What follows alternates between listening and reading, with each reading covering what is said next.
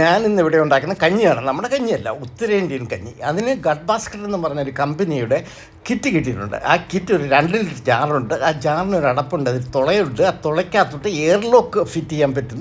എന്നിട്ട് പിന്നെ അവസാനം എടുക്കാനുള്ള ശരിക്കുള്ള അടപ്പുണ്ട്. പിന്നെ സോൾട്ടുണ്ട്, 2 പാക്കറ്റ് ഇതിന് വേണ്ട സ്പൈസസ് ഉണ്ട്. പിന്നെ ഫെർമെൻറ്റ് ബൂസ്റ്റ് എന്നും പറഞ്ഞ് പ്രീബയോട്ടിക് അത് ഇടാൻ പറ്റുന്നുണ്ട്.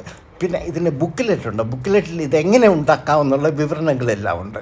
ഞാനിവിടെ ഈ 2 ലിറ്റർ ജാറിൽ 2 ബീട്രൂട്ട് ശരിക്കും അരിഞ്ഞത് അങ്ങ് അടിയിലോട്ട് നിരത്തിയിട്ട് അതിന് മുകളിലേക്ക് ഈ സ്പൈസസിൻ്റെ ഒരു പാക്കറ്റ് നന്നായിട്ട് മുഴുവൻ അങ്ങ് വെതറിക്കഴിഞ്ഞിട്ട് ഒരു 1.5 ലിറ്റർ ശുദ്ധമായ വെള്ളം ഈ 2 ലിറ്റർ ജാറിലേക്ക് അങ്ങ് ഒഴിച്ച് കഴിഞ്ഞിട്ട് ഈ ഫെർമെൻറ്റ് ബൂസ്റ്റ് എന്ന് പറഞ്ഞ പ്രീബയോട്ടിക് കൂടെ അങ്ങ് മിക്സ് ചെയ്യും. അത് കഴിഞ്ഞിട്ട് ഒന്ന് അടയ്ക്കും. അടപ്പെന്ന് പറഞ്ഞാൽ ഈ എയർ ലോക്ക് ഫിറ്റ് ചെയ്ത അടപ്പാണ്. എയർ ലോക്ക് കാർബൺ ഡയോക്സൈഡ് ഇതിൽ നിന്ന് എസ്കേപ്പ് ചെയ്യാൻ പറ്റും, പക്ഷേ അശുദ്ധമായ വായു പുറത്തുനിന്ന് കയറുകയില്ല.